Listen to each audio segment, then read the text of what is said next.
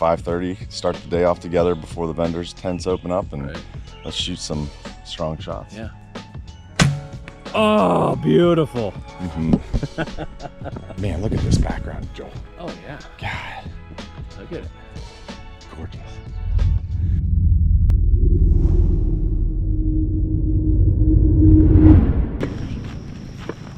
Oh, yeah.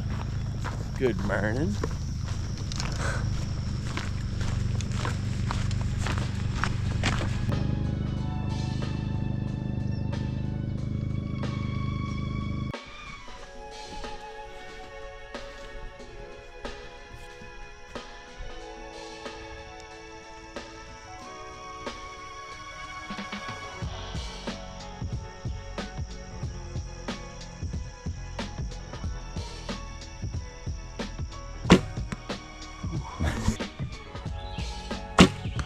Shot.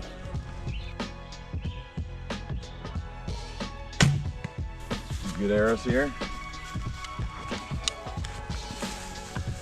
A little bit of a collapse on my arrow. So Joel, tell us what you're seeing while we're out here. You know, we have a couple thousand archers here shooting bows, enjoying this beautiful pastime, this beautiful sport. And like, what are we seeing? Well, it's like, I don't really understand it. Okay. Right. I'm a little frustrated, but I shouldn't be, right? Let's have a little therapy session here on the mountain course, 5:30 in the morning. Yeah, so like the level of archery has just risen exponentially, like the level of skill that's out here. And we come to ETAR, these big trad events, and the stigma is still correct. Like, what's the stigma? The stigma is like, well, you can't really hit anything with a stick bow, and you know, why try? And people have very low expectations, and these things can be super accurate, but like, I don't know what it is. I don't know if, because you see these, you know, young men out here, young ladies out here, and they're, you know, they got a good 28-inch draw if they would get into their anchor, but they like short draw this thing, boop, and shoot it. You know, and the skill level could be so much higher, but I don't know what it is. Like, I don't know if they don't want to take in information, which if they don't, cool, right? Sure. They're having fun shooting a bow, which is super awesome, but I don't know if it's the competitive side in me or what, but I'm like, man, the potential's there. The potential is there. And you get, you know, the older generation, they're still just like super short drawers, super fast. You watch them walk up to a stake and it's like rushed. Everything's rushed. They just want to get their arrow gone. They go there, it's gone, and the old stigma, right? They're, you know, shooting here, shooting there. There's very few arrows in the vitals of that critter. I'm like, man, are you hunting that way? Yeah. You know, is that really what we should be doing? I don't know. The information's there, right? Yeah. The information's out there, and we're doing our best to create content to try to get people as proficient as possible with these weapons. And it's possible. And so we thought, what a good way to demonstrate this and come out here early in the morning, 5:30, start the day off together before the vendors' tents open up, and let's shoot some strong shots. Yeah, absolutely. Film the whole thing. You can probably hear in our voice, it's a little hoarse. We did a lot of talking yesterday. 8 hours in a vendor tent will do that. And another one of those things, like, I just was randomly talking to people yesterday on the course and just kind of interviewing them a little bit. I'm like, well, how do you do what you do? And of course, not a lot of people can say how they do what they do. They'll give me their shot process or whatever. I'm like, well, what do you see? Like, how do you aim? And it's like, people are still like afraid to say that they use their arrow point. I don't use my arrow point. Like, okay, well, your subconscious is using your arrow point whether you like it or not. I mean, that's how it lines things up. And the question's like, well, at some point, the point of your arrow is going to be on the target. He's like, well, I don't see that. Okay, but I'm telling you, like, at some distance, your arrow is going to be on the target, right? It's almost like they don't want. Some archers have such a resistance to acknowledging that this is a mechanical system. Yeah. And if you have consistent inputs into the mechanical system, anchor points, grip pressures, draw lengths, that they can be really repeatable. Right. But I understand the romance of it. 100%. Like, there's something really cool about just staring at a spot and executing. Right. And we know a ton of killers that shoot that way. Right. Kirk Cabrera, yeah. You know, the list goes on and on. And I would say that, I mean, I shoot somewhat instinctively. Absolutely. I can't tell you how many inches underneath that I am, but sure. I know what it looks like, Yep, right? absolutely. I can see the trajectory path of the arrow. And, you know, it's a lot of people that want to choose low anchor points and shoot instinctive and not see their arrow. The subconscious starts to hold them off and they don't see it. That's where you see this little yit right at the end of it, or a little drop, and they don't see it happening, and that just starts the frustration, and it just doesn't have to happen. Sure. Right? Sure. We got a big old Shimani. Big old bear here. We call these Shimanis around home. Okay. Good shot. Smoked her. Yeah, he did.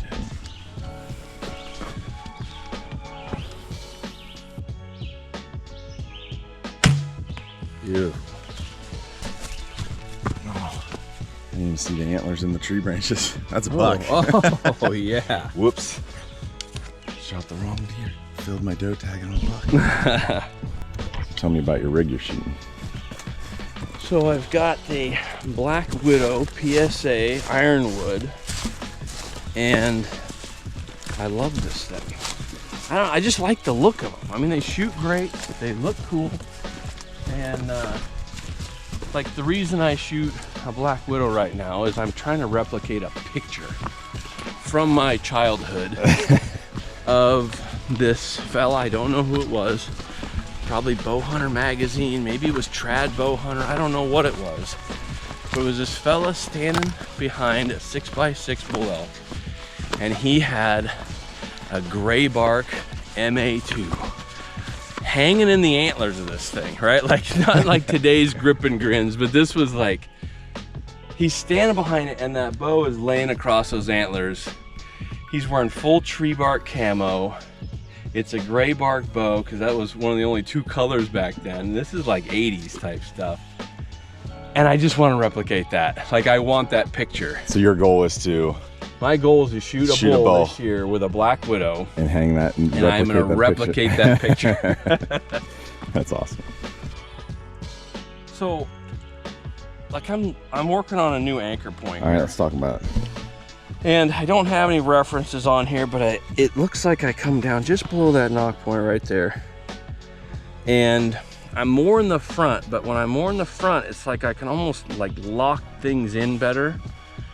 And when the arrow goes off, it's like it comes straight out of my eyeball. There's nothing on the side. Yes, it would be better for me to get back here probably for better alignment, but man, I scraped my face with that, so.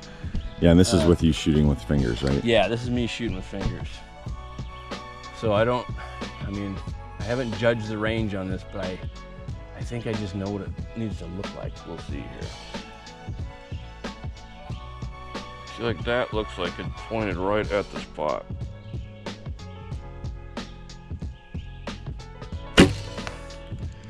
Right, height was good though. Yeah. All right, I'm running right now, playing with this 21-inch Satori. It's a freaking awesome riser, very underrated. Springy Rest AccuTune. I've upgraded to the Kaminsky tiller bolts. We got the Kaminsky barebow weight, and of course the Selway quiver. Uka VX Plus limbs. And I am running, I've got a couple crawls. There's a video, you guys can see this video, watch it. Joel and I did this back earlier in the week, found a few marks. This basically is a 25-yard point on from down here, and then I can get 30 yards by using my wire, using my springy to aim off of. Then I jump up to this one if I want to start shooting 40, 50, and then up to here if I want to shoot 60. So basically I can go to 3 different marks. Now I would never hunt with it like this. So I'm a whitetail specialist. That's all I care about, is killing as many Western Pennsylvania whitetails. So what I'm gonna do come hunting season is I'd put a brass knocking point on this one for my 25-yard fixed crawl. And so I can slide my tab up against that in the dark, and it's just gonna give me a hard contact. I hear that tick, I know I'm there. I can execute my shot and just gapping from there.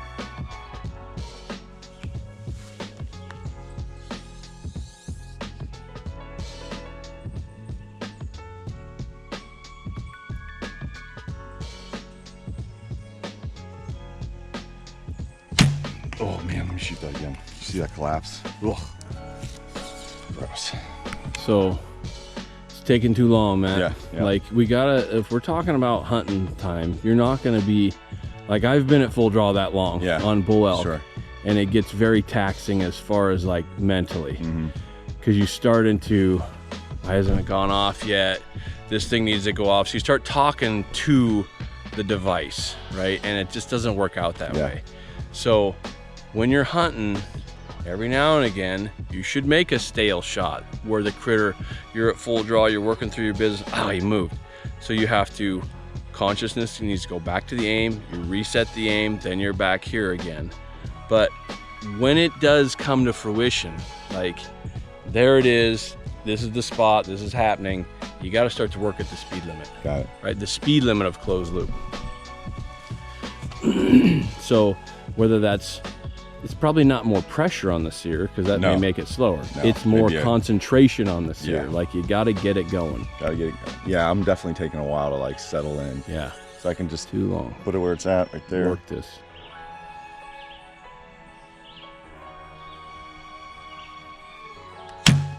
Still too long. Still too long? Still too long. Okay, I'll move through that. Because what we see in your shots, right, on game animals, it's way fast. It's way faster, right? So you have to train. Yeah, we'll just go to the next You got to train like how you're going to shoot. So if that's taking some off the sear or whatever it is, right? Yeah, that second one, I can feel the sear moving faster, but. And you got to be okay with that. Like some shots, you got to run at the speed limit. Sure.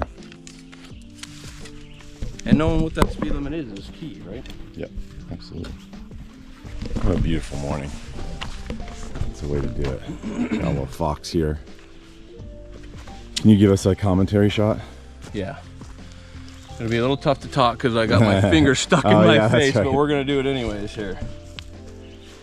Okay, so on this shot I'll be breaking my tab sear here on my glab. It's a glove that I just put a tab plate on it so that I can have a tab sear with the glove, because with the tab, yeah, I know. With the tab, it scrapes the hell out of my face when I use these longer. Yeah. But with this system I'm shooting now, I could shoot this with a tab, right? Okay. So I'm drawing back and aiming. Anchor point, nose on the string.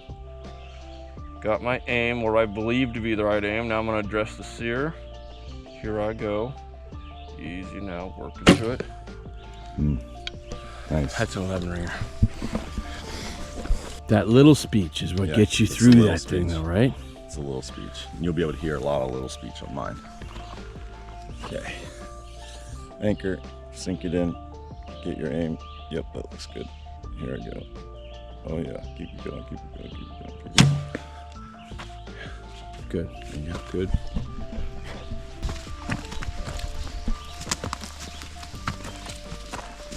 That's good work on a very small target. And so, you know, those shots took a little longer because we're actually talking through, but if that's what it takes, that's what it takes. Sure. Like you say whatever you need to say to get yourself to do these very minute tasks and separate them, acknowledge them, draw them back and aim, and got it, right? Yep. You said that. Draw back and aim, got it. Okay, now I'm gonna tension up a little bit. Now I'm gonna address my sear, whatever it means, right? Yep. Or now I'm taking the safety off. Tell people what you're doing. So that you need to say that again. So when you say tell people what you're doing, it's the way, so explain how you like to talk about what little speech is, threading needles, that kind of It's all based in this commentary shooting, like this conversation that you're having with yourself or others is the most difficult, one of the most difficult conversations you can have, because you are literally talking yourself through an explosion, right? People are like, well, it doesn't really explode. It does, right? It's this release of energy. That's the definition of an explosion, right? Sure. It's a release of energy. It happens throughout your body. That's why archery is so difficult, right? It's so hard for us to control these bows. So talking yourself through it, acknowledging what you're doing, and talking like you're teaching somebody else. Talk like you're teaching. You want our self-talk as we're executing a shot to be as if you're teaching somebody how to do this very fine motor program. I want it to be more than self-talk. I want it to be self-instruction or just instruction, right? Because you talk like you're teaching. If you talk like you're teaching, then you're never searching for words, right? Yeah. And it's the little speech. Like, how would you really teach a child? How would you teach a child how to thread a needle? Yep. It's not like pull, you know, yeah. people want push it through there. Yeah, people want to like get aggressive, and that used to be what we teach. Yeah, for sure. I'm guilty of that, yeah, right? Absolutely. I used like to be very keep pulling. Yeah, very aggressive mantras. Right. Still, like, how would you teach somebody to thread a needle? Like, come on, easy now. There you go. That's it. Because you got to get whatever pressure increase you're doing. It's got to be closed loop. It's got to be slow enough you could stop it. Whether you're working through a sear, whether you're just expanding, whatever you're doing, it's got to be slow and so minute, right? It's such a little movement. So talk about it. Talk like you're teaching somebody with the exact same problem. I love that. And then you'll know what to say, right? So my big thing recently that's taken my shot to the next level has been the acknowledgement or removing mantras from, you know, people always ask me, like, what's your mantra, ZIRNSAK? And my mantra used to be whatever sear I was using, or if I was using feather to nose or a clicker, would be very repetitive, like keep pulling, keep pulling, keep pulling, keep pulling. But eventually that mantra gets stale. Those words no longer have any meaning whatsoever because it's just so repetitive and it doesn't translate to any actual movement or control. And Joel has been really promoting and working with me on this little speech. And you heard it on that last shot. Yep, okay, keep it going, yeah, that's good, that's good. And once I surrendered my mantra and said each individual arrow is a separate event that has a separate set of things that I need to get through, because it's going to be different problems each time, different varying anxiety levels, different pressure. So each individual arrow is a separate event that requires a separate conversation of little speech to get me through that sear. We're going to walk up here to this target and you're going to notice that the words I say in which order are going to be completely different than this last arrow. And that has been absolutely game-changing for me. Remember, the reason for the little speech is not, it's because that's how we talk, that's how we teach, and it gets the pressure increase going, whatever that is for you. If it's expansion, sears, clickers, I don't care. Your expansion, whatever movement you're doing, your shot activation movement, is going to be, it's minute, right? So that's why the little speech gets that little movement going. Remember, the initial movement is not to make it go off. The initial movement is just to set the speed limit. And that's why, come on, easy now, there you go. Your words of keep pressing or pulling, whatever, is the end of the conversation. Lead into it, right? Because that's what you're doing. Come on, easy now. Yep, that's it. When you find the right speed of increase, yeah, that's it. Keep. Right? Talk into it. Talk yourself through it. Because we talk to so many people, like, what were you saying in your head? Or what do you say when you're trying to execute your shot? And like, you'll hear my dad will say, well, I keep telling myself, pull, pull, pull, pull, pull, pull, pull. And I'm like, you say that every shot? Yeah, I say that every shot. I'm like, do those words have any meaning to you? Right. And he's like, huh. Yeah, because if you're not doing it, you know, if you're saying pull, but I was talking to a gentleman yesterday and he said, well, I just can't get to the word pull. I'm like, that's because the word pull now equals the explosion. Same thing for a lot of archers where the aim equals the explosion. That's why it won't let you get there, right? So it wouldn't let him get to pull. Your subconscious doesn't even want you to shoot a bow, right? It does not want explosions in your life. So just, you gotta talk into it. It's a very difficult conversation. That's why we have it out loud first. Yep. Figure out what you say. How did I do it? What did I really say? When did I say it? When did I give myself those cues? And what do those cues sound like? And you're using your shot now. You're not just shooting an arrow. You are using your shot to practice the ultimate skill of the human being. Getting loud with the right words with the right. Head on to thepusharchery.com, guys. We have controlled process shooting, an epic online course with this man right here. You want out loud? Yeah, let's do out loud again. Okay. Let's just compare it to the last target and show how it's different. All right. I'm drawing back and aiming. Go. Got my anchored nose on the string. Aim is set. Little tension. Here, sear. Got my sear. Here I go. That's it. Stay in that. Yeah. Nice shot. Love it. And that was for sure different than your last arrow. Yeah, and it can be, right? Like you said, different situations. You know, if I feel like I felt the sear, it's amazing when you talk out loud because you feel everything so much differently. And I could feel the sear and I could feel the pressure because I'm like, oh, okay, yeah. It was better than the last one, right? Anchor sinking in uphill. Here we go. Okay. Here I go. Yep. Keep it going. Keep it going. Keep it going. Yep. So out loud, even though you're talking through your aim, through your tension, through your sear, that was a way faster shot than when you were down there. Yep, for sure. Right? Out loud is stronger. Figure out what the conversation needs to be. Now, we're not saying that when you're in the whitetail woods, you need to be out loud talking, but the commentary shooting is the way in which we learn how to self-instruct. Couple of 10 reams there, buddy. Oh yeah. You know, and people say, well, you're stealing the romance of trad shooting. I'm like, I just want to be deadly with this thing, right? I want to shoot competition. I want to be deadly. I want to be ethical.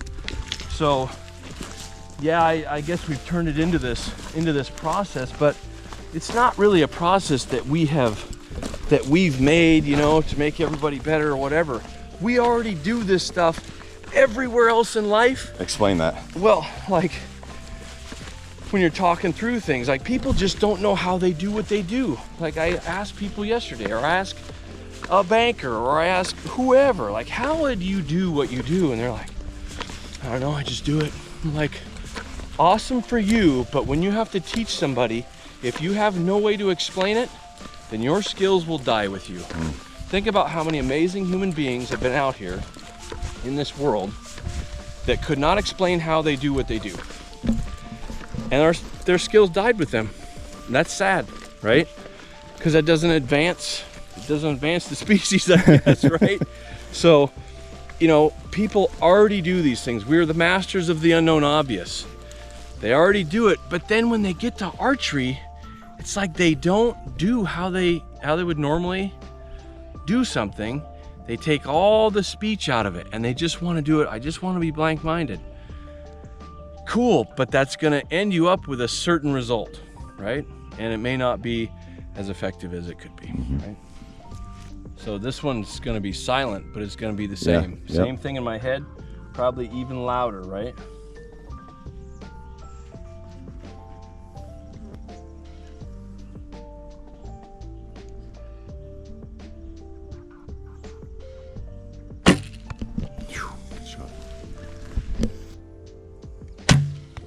Good. It's funny because like there's a moment sometimes halfway, like this one that happened to me, where I have to flash out sometimes. So I'm drawn, yep, come on, keep going. Oh yeah, that looks good, And I'm using the edge of my fingernail off my sear here, off the edge of my grip. I rounded this grip edge. Yep. And when that pops, that's when I'm shooting. And it'll stall out. I'll get these thoughts popping into my head. Yep, that's good. This thing's never going off. Keep it, just go, ZIRNSAK, go, right? And you start talking to it, right? You start talking to the edge of your grip, like, why aren't you going off, Yeah, right. It's a piece of plastic. It's a piece of plastic. It ain't gonna help me. Right? It's not saving you. It does nothing. So make sure you understand and you analyze, who are you talking to? Yeah. What are you talking to? Are you am I talking to my plastic sear? Yeah. Right? Or am I talking to myself to drive an action that will get the sear to pop? Yeah. And in those, you probably are seeing there is a slight micro collapse going on in my shot right at the break when that sear's going off, because it's really surprising me. And I'm working on getting rid of that, and I have issues with that in my head, but it's really, as you can see, my impacts aren't changing. Like, it's just, they're still going down the middle, they're still hitting where I want them to go. So now I'm like really self-analyzing. Does it really matter? Does it really? Man, look at this background, Joel. Oh yeah. God. Look at it. Gorgeous. But these micro collapses, I'm working on keeping that tension on the maintenance program in my back as I'm working through the sear. And when the sear pops, it's truly surprising me. So a little micro collapse you're seeing, it's kind of like a, oh, they're gonna surprise me. Yeah. But that's okay. As long as my impacts are not being affected, I'm okay with that. And you've like, you know, with your tension, you've limited the range of motion. That's right, that's right. So that's what form is. That's what we're doing with form, is limiting the range of motion. Yeah, when I get into a really deep alignment and that sear pops, and if I have what feels like a quote unquote major collapse, that collapse is still right side of the A-ring. Yeah. Right? I might be out of the 10, yeah, but it's still a kill shot.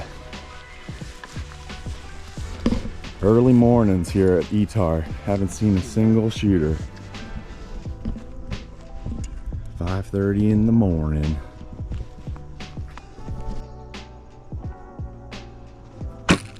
Nice shot.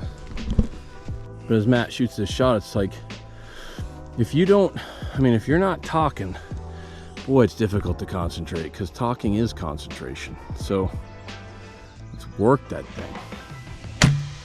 Beauty, better than mine. Couple of 10 ringers there. Oh yeah. I was jar licking. But on the right side of it, that was a great shot. Yeah, that's a good, that's where you want to know. Great shot. God, look at all those camps down there. Man. These are all trad hunters, man. Look at how many of us are here. Incredible. If you guys have never been to ETAR, you gotta come. It's quite incredible. We can see our camp from here, Joel. Yeah. All the sleepyheads. I was asking a fella yesterday, like, one of the guys was asking, like, how do you do what you do? He's like, I don't know, I just get up there and do it. I'm like, he shot a great shot. Like, he was coming a full draw. He would expand. It was awesome. He was shooting. So he was in control of his business. He was shooting a low anchor point. So I'm like, okay, he's an instinctive shooter, right? Yeah. And shot good. Not quite as good as he could have, right? He was a little bit outside the vitals on something. I'm like, how do you do it? I go, why do you hold that long? And I was like, well, a long time ago I figured out that, you know, shooting fast, I just didn't have the accuracy that I wanted. And I'm like, okay, so now you're in control, you hold longer, how do you do that? And he's like, that's a great question. And if it's a question, if it's a mystery on how you do what you do, you're destined to not be able to repeat it in high stress, right? So I'm like, no, really, like, walk me through it. And when I ask these questions, like, how do you do what you do? I want to know what you say and when you say it, because the skill is not in what you do. The skill is in what you say, so that you can do. That's the underlying skill of all that stuff. All right, you need to say that again, because that was like, that was gold right there. Right, so the skill is not in what you do. Like, if you're teaching somebody something, you don't necessarily need to teach them what you do. You need to teach them what you say, so that you can Because the words drive attention. Right, the words drive the conscious mind, so that you can do your whatever skill it is, right? So I'm like, no, really walk me through it. Like, how do you really do it? And he's like, well, I draw back and I get settled on kind of where I want, and I make sure that I'm into my back, and then I count 1, 2, 3, and after 3, I like give myself permission. I don't shoot on 3, but I give myself permission on 3. I'm like, huh. So you say, I'm drawing back and aiming. Now I'm gonna get into my back, and 1, 2, 3. That's how you do it, right? So when I ask that question, if you're out here and I'm asking you that question, how do you do what you do? I wanna really know what you say and when you say it. And then once I gave him that, he already did it. It wasn't me. Sure, I didn't give him any information, right? You just helped him fortify. I gave him words. I gave him words to how he does what he does. And now he's like, huh. I'm like, now you can repeat that. That's your blueprint. Now you can do that every time. Now you can really start to refine it. And then you'll have the accuracy. Oh, yeah. Ooh, look at this one. Go on. Yeah. 31. That really doesn't mean anything. I know, it doesn't mean anything to you. I'm just trying to, I'm gonna see what it looks like, and we'll go from there.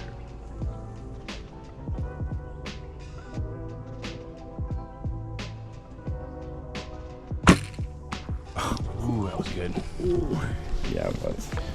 So that's like, I guess, so if that was 31, Yep. now that was from where you were standing, or that was from the stake? I mean, I was... Okay, so 31, Yep. right? So my point, what looked right to me was just under where my arrow was. Oh, okay. So like you I was, have a 35 so I was point on its heart. So if that was 31, probably 33 is my point on with this system, with this anchor point, all these things. So this system for me, I'm gonna come to this bottom knock and I'm gonna use my wire. Okay. My spring. I'm gonna use the end of this. So I'm gonna basically pass my tip up through the 10 ring until my wire is off to the side of the 10 ring. Good.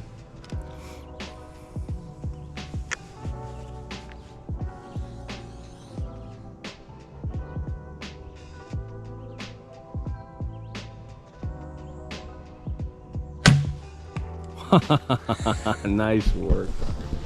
So like, did I know that I was supposed to put my point there? No, when I shot that shot.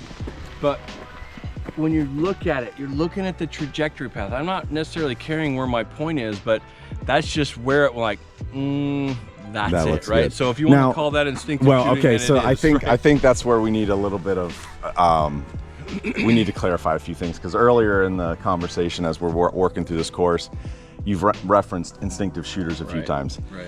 Now, instinctive aiming is purely setting the arrow on a trajectory path, whether you want to give it to the subconscious and let it do it for you, but still your conscious mind will still say, that looks good, right? That looks good moment of your sight picture, whether you're an instinctive archer, you're a gapper, you're a string walker. Like if I crawl down to a 30-yard crawl, right? And I'm putting my tip cutting right through the 10 ring, I still have to have a moment of, yep, that's it. Confirmation. That looks good, right? And an instinctive archer will do the same thing. They draw back, they're just burning a hole in that target, and they're still going to be a, oh yeah, that looks good. And that's usually missing. That's the little part, that confirmation. Like somebody that just comes up and punk and shoots it. Sometimes they hit it in the X, sometimes they hit it in the ass, right? So they can't see the difference, and that's the problem. Like your subconscious, how you aim, how I aim, how everybody aims is the same. Your subconscious is setting your arrow on a trajectory path. You consciously choose what you want to see. So like I choose to see from the fletches. I'm not looking necessarily at the point and okay, the point's 8 inches underneath, whatever. I'm looking at the entire shaft from the beginning of the fletches of what I can see right here all the way out. I'm looking at the angle, the exit angle of that arrow, and like, and knowing a bow, knowing the trajectory path of that bow, what's it feel like? What's it look like? That's all instinctive. It's all the same stuff. For sure. But if you choose not to see your arrow, man, it makes it difficult, because your subconscious then, oh, I can put in a little, I'm gonna hold you a little low because I don't like it when we're on, because that's when the explosion happens. So that's when you see that little yip at the end. You don't see that with us because we're aiming first. A lot of instinctive archers are aiming last, and that's where they get that little whoop, that little pop to the target. So if we have a viewer here watching this and they're like, they just have no desire to gap shoot, do this fixed crawl, do string walking, and they want to become the most proficient instinctive archer they can be, what would their order of operations of their shot process look like? So I would first start off with like hanging a tennis ball below a target, and actually draw back and see what it looks like to put your point on the tennis ball, and then wherever that hits, move the ball accordingly, because that's what you're gonna start to see as this gap, or you start to see your trajectory path. And then once the ball's in the right place on the target and you're hitting the X every time with that, then you take the ball away and you get this sight picture of what it looks like. In totality. In totality, the total right? sight like picture. It's not, I'm not looking at how many inches I am underneath the target. I'm looking at the trajectory path of it. And it's difficult to explain, but that will get your mind actually aiming in the right spot to where there's no question, yep, this is what it looks like when I'm on at X distance, at certain distance. And that's how you would really train your mind to see trajectory paths. If you just start out kind of willy-nilly, just burning a hole in it and hoping, man, you're gonna burn a lot of arrows doing that. So there's a much faster way for your mind to learn the trajectory path of that particular bow. Love it. Like if this was our target, and let's say we're let's say we're 20 yards from it, right? I would take a golf tee with a string to a tennis ball. Golf tee goes here. Tennis ball, or maybe out of the X ring, but so golf tee, string, tennis ball here, right? You draw back, you aim, you put your point on the tennis ball like it's the front sight on a pistol.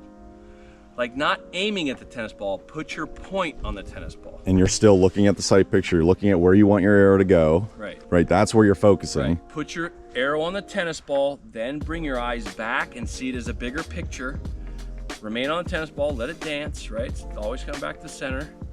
Shoot the arrow. The arrow hits up here, okay? Take the tennis ball, drop it down the distance that you want to move your arrow impact, right? Shoot it again. Now we're starting to dot this. Cool. Shoot it 10, 20 times and take the tennis ball away. And now you're starting to see this sight picture. That's what we're trying to see, is a sight picture, right? And then you do that for different distances. Eventually your point's gonna be right here, like a front sight on a pistol. Then when you go past your point on distance, the point's gonna be up here, it's gonna be up here. Now we gotta pick a leaf, whatever. You gotta learn that trajectory. Crazy thing happened yesterday. Okay.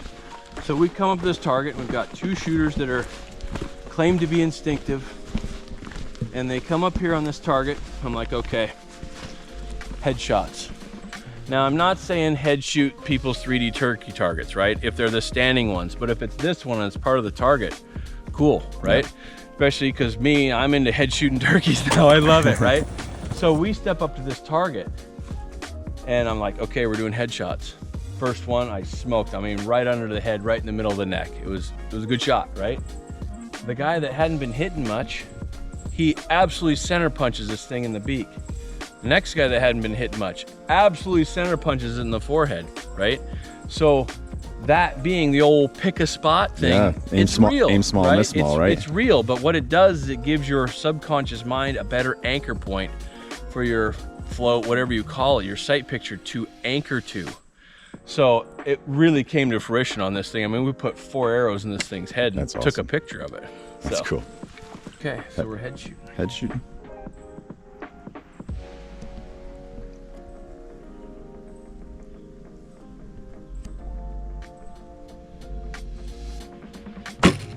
Oh yeah. That'll do. That'll chop its head off. Experience with that. Yes.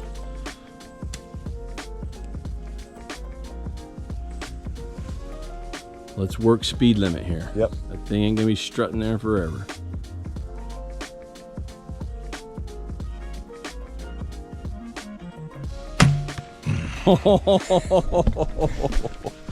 That was rad. But didn't I just say something about this? Yeah, I think you did. Look at those shots, man. I mean, we're chopping turkey heads here, folks. That's pretty darn good. Nice. Yeah, the intention here of this video was just to kind of show you, I know Joel has made appearances on this YouTube channel quite a lot lately. That's what happens when you spend 2 weeks with the guy. We got together at NFA Nationals. You'll see a couple B-roll clips here. Then we got together shooting at my home local club. Yeah. Then we got together shooting at Papa Z's, and then a whole week at ETAR together. And yeah, I mean, again, these are simple mechanical systems, and I think so many times people are using these like it's a mystical weapon. Like they have to do something to get their arrow to hit where it needs to go. You know what I mean? Like you draw it back to the same location. So good alignment, good anchor points, good bow grip, good pressures, and working through your system, knowing this arrow with this poundage bow, what the trajectory is. If you don't want to be a gap shooter, great, no issues. If you want to be a gap shooter, get out there, learn those gaps, commit them to memory, and then they become really instinctive. They do, right? All right, so we're gonna stand here and shoot Which one? hog and then doe. Okay. Good shot. Oh, that looks so cool coming out of there with that that anchor point, man. It just comes out so pretty. Oh, I look at cannot this. wait to see that on a bull elk this September. Little sun flare. Oh, look at that.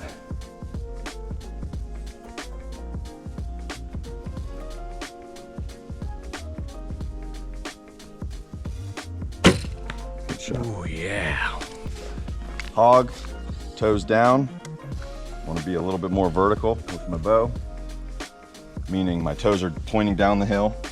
Okay, my heels are higher than my toes, so you're gonna tend to hit right. You follow your toes. If your toes are above your heels, if your toes are above your heels, you're gonna start hitting left. So if your toes are below your heels like this, I'm gonna go ahead and raise my bow up. You can tell I was always canting my bow like this. I'm gonna give it maybe 3 to 5 degrees just to help with that vertical. A little bit more vertical like that. Yep, that looks good.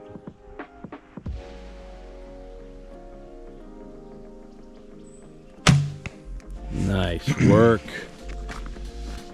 This is such a cool shot that you want to hit this. Yeah. Because in the middle of this, I'm looking at this beautiful sight picture. Beautiful. The sun's coming through the trees, and a thought comes in. Oh my God, I hope I hit this, right? That's a thought. Let it in, So right? wait, did you have that thought? Absolutely, right? When you shoot this. So this is good because I think a lot of people think like you have an iron mind, right? That these thoughts don't affect you, that your system prevents these thoughts from coming in.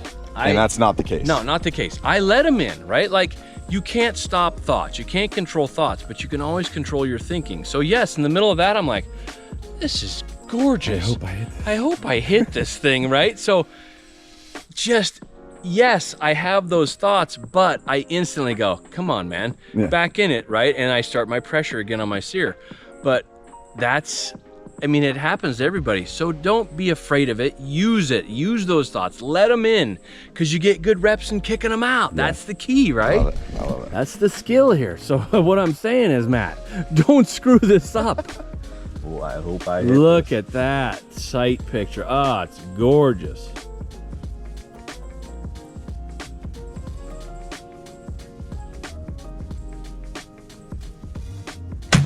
Oh, beautiful. So good.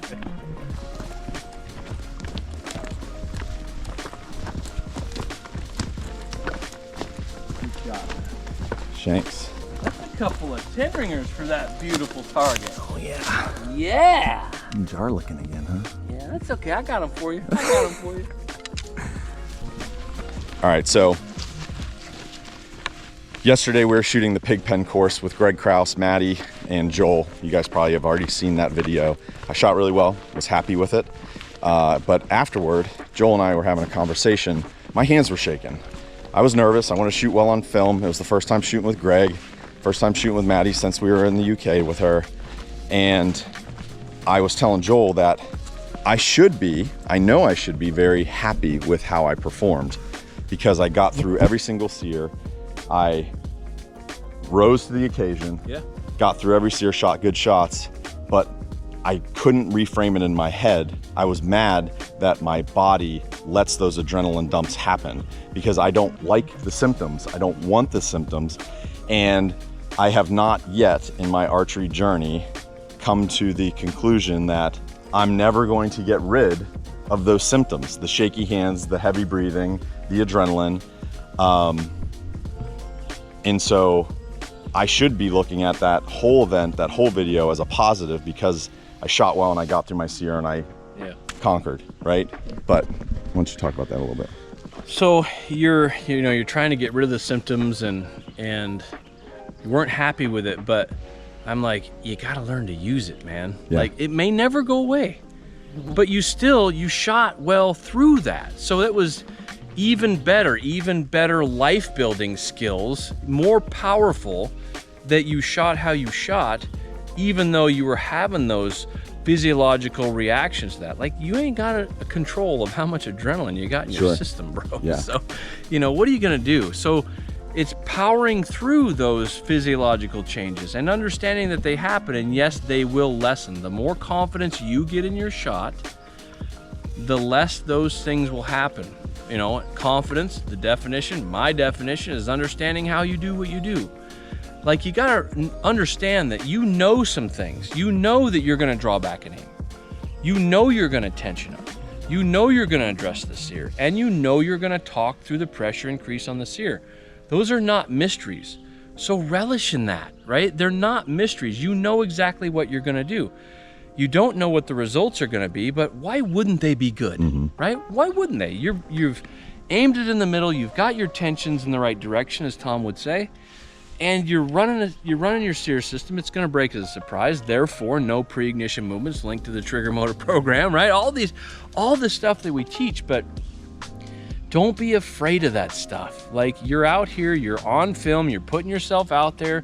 Everybody's watching every shot that you shoot. 100%. They watch every shot that I shoot, right? 100%. That's cool, and I invite that. I mean, sure. to the point where I'm like, hey, everybody. Hey, come on. Attention's right here. Watch this, right? To get myself shaky. That's why I'm shooting on 1 foot at Vegas. That's why I'm doing all these things. Not in my real rounds, in my practice rounds, right? But to replicate that, and the more you can replicate it, and the more you do well with it, the more you inoculate yourself to it. So don't be afraid of those things. Don't be, I mean, how can you be pissed off at your adrenal gland? Yeah, bro? right. Yeah, exactly right. I mean, you can't, just control what you can, do well with what you can, and we're just teaching people how to do that, right? And it's funny because when we go shooting, I like seeing whenever the cameras come out, you start seeing a couple people start like, they hustle to the next target, right? Man, they don't want like, to be anywhere near that gone. camera, right? And then you catch up with them with the camera and you can see them shaky, and I don't know. I hope you guys appreciate just like the vulnerability of these videos, because I go through it, Joel goes through it, we feel these adrenaline dumps. Adrenaline dumps drive biomechanical issues, shaky hands, you know, elevated heart rate, increased breathing rates. And so, you know, it's the speech, right? And we're just using everything that we can to increase our life power. Yeah, baby. Right? Let's go. Ooh, it's a doozy here now. Downhill. Look at this guy. Sun's in my eyes. I think it's like 38 yards. 36. 36. Now, is that with the cut? That is with a cut. Okay, so we're talking like real distance on this is 38. So this is where things get technical. Like, yeah, I can instinctive shoot this thing. I've got 37 yards here, 34 with the cut. Okay. And so I know from that target that was back a little ways that my point, I put it a little bit low in the heart at 31. So 36. I'm gonna go a high point on, but then I gotta back that off a little bit because it's saying a 34 yard, you know, a couple yard cut. So let's get a little technical now. Let's do this. Oh, dotted it. Great shot. All right, so what I'm gonna do on my end is I know that at my lower knocking point, the wire is 30, like on that buck we shot out in the field. It's downhill, so I know my wire probably needs to be closer to the top of the back, but I'm not gonna just hard commit to the top of the back. This is where that like instinctive aspect comes into it, because I'm gonna draw back, get that aim, set my initial guess, which is gonna be the wire at the top of the back, my springy rest at the top of his back. But if it doesn't look right, if it looks like, I think that's too much or too little, then I'll let it micro adjust, and then I'll give my confirmation once that sight picture's there. Yep, that looks good. So let's see. You know, all the knowledge that you have of this bow, and which is fairly new. I get Tuesday. that, right? It's fairly 3 new, days ago. but you've shot some arrows out of it, out of that thing, and you've memorized it. So that little gut feeling that you get, like, trust it. I get trust like I had it too. Like, I put my point closer to the top of his back. I'm like, doesn't quite look right. So I dropped it down a little bit, like high lungs. I'm like, okay, I'm committing to this. Yeah, and then that's right. I think that moment was, let me see this. I think that's a really good thing to talk about, is that commitment moment. Yeah, right. Like, I looked at it, I'm like, oh, it just feels a little too high, because I've shot this bow a bit now for a day, and I'm like, it's gonna be a little tall, and so I'm like, I'm gonna bring it down a little bit. And when I brought it down a little bit, I'm like, okay, whether it's right or not. Right. We're going with that. This, right. No second guessing and through so, the activation. So that's where I locked into that, and I started working my sear. Boom, it broke. I'm like, as soon as it leaves the bow, you're like, yep. Yeah. Turner was right again. I'm sorry for my arrogance, ladies and gentlemen. I really am. I really am. It's hard to be humble when you're this good, though, really. I'm just kidding. Don't hate me. Oh, that's way low. She went low. Okay. Well, your arrows are what, 1,444 grains or something? That's not an excuse. Okay, so what I did there is, this being such an extreme downhill, I drew back, I stuck my springy at the top of its back, and I'm like, I don't know. Didn't trust it, and I dropped it down further. So I'm just gonna trust what the physics of the bow told me back when we were sighting it in. Yeah. Absolute 11 ring. And I should have just committed to that, right? I knew springy at the top of the back, but I put the springy like high lung. Right. Right. But you just learned a valuable lesson, right? So you just learned. It's that we're out here refining a gut feeling. Yep. Really, right? So well done. Thank you. Whoa, yeah, there it was. Almost got that on film. Where the barefoot shoes come in, bro. Yep. We won't worry about that guy. We don't worry about that guy. Look at that. But that's it. You know, again, simple mechanical systems, right? And we come out here, we test our theories, and now I know for sure that 36 yards, 35-ish is springy at the top of the back, and I shouldn't have second guessed it. And there we go. We just roll from there. So the next shot, next 35-yard shot I'm gonna go with, I'm not even gonna second guess it, I'm not even gonna question it. I'm just going straight stringy top of back, and there we go. Absolutely. So now you get to test yourself, because we can make this a 35-yarder. Okay, yeah, let's do that. A little tall. A little tall. All right, so I just ranged it. It's 35, and like we learned on the last target, I'm not even gonna make any corrections based off of what it looks. I'm just gonna commit. Man, the pressure's on this time. You better do good, buddy. So nervous.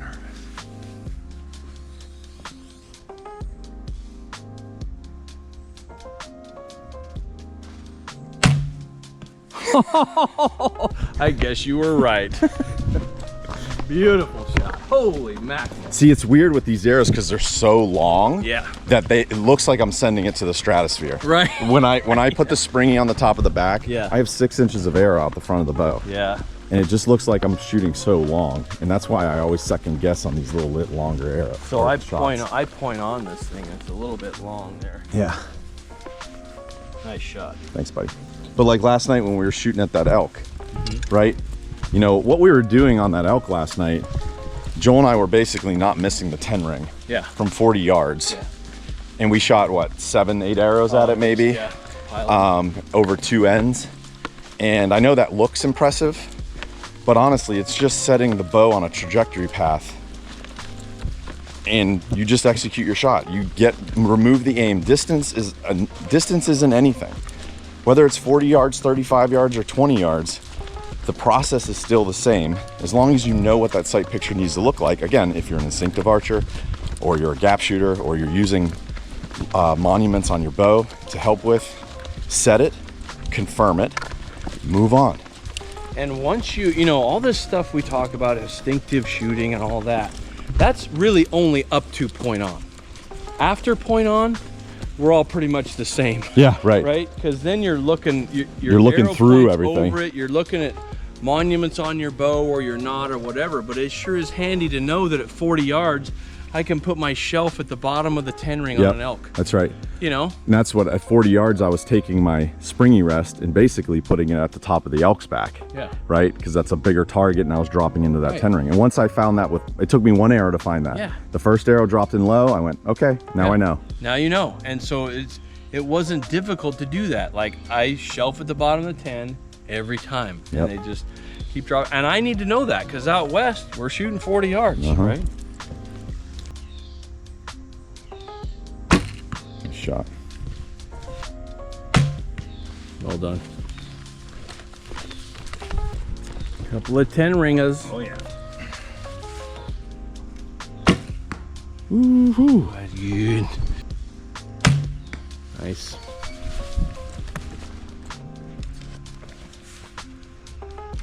All right, let's just boogie onto the elk. This will be the last target. We'll close this video out on this elk. Anything you'd like to say to close this video out, Turner? Yeah, so I mean, we've talked about a lot of stuff in this video, and I hope that you folks watch it in its entirety, because there's a lot of little gems in here that we have worked out throughout our lives. Like, this has taken literally a lifetime to figure out, and we don't want other people to have to spend a lifetime doing it, you know, trying to figure all this stuff out. The information's out there, we're putting it out there. It's not our opinion, it's how our brains work. So, you know, hopefully people will take this information and just enjoy archery. Oh, look at that. Oh, big herd bull coming through. We're gonna shoot over the horse. No!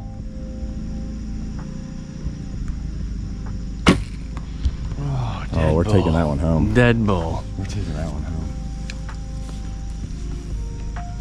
You like my yo? I do like that. You gotta do that stop sound, man. You gotta train for reality.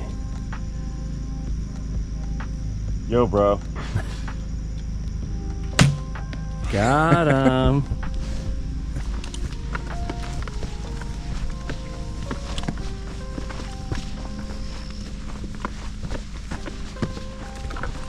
Okay, guys. Hope you enjoyed this video. You know what to do. Subscribe, comment below, do all that crap. I don't care if you do. Nah, I kind of do. Yeah, yes, we do. Keep doing it. We love you guys. Get promo.